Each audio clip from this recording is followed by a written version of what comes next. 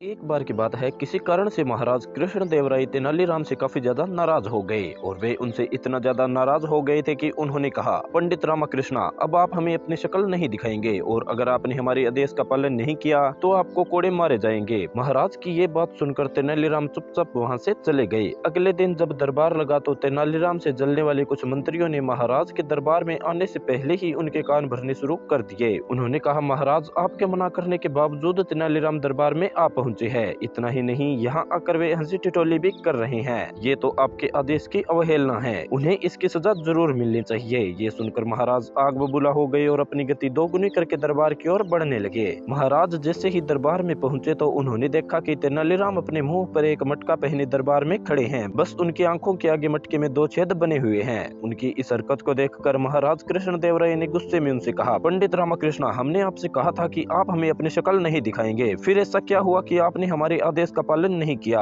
महाराज की इस बात पर तेनालीराम ने कहा, महाराज, मैंने आपको मेरी शक्ल कहाँ दिखाई है? चेहरे पर तो मैंने ये गोल मटका पहना हुआ है। हाँ, मेरी आंखों पर मौजूद इन 2 छेदों से मुझे आपका चेहरा दिख रहा है, लेकिन आपने मुझे आपकी शक्ल देखने से तो मना नहीं किया है ना। तेनालीराम की ये बात सुनकर महाराज कृष्णदेवराय की हंसी छूट गई और वो ठहाका मारकर हंसने लगे। उन्होंने कहा, पंडित तेनाली, आपकी बुद्धि के आगे हमारा गुस्सा करना मुमकिन ही नहीं है। अब इस मटके को उतार दें और अपनी जगह पर बैठ जाएं। दोस्तों, ये कहानी हमें सिखाती है कि परिस्थिति चाहे कैसी भी हो, उसे अपने पक्ष में लिया जा सकता है। बस इसके लिए जरूरत होती है दिमाग से काम लेने की।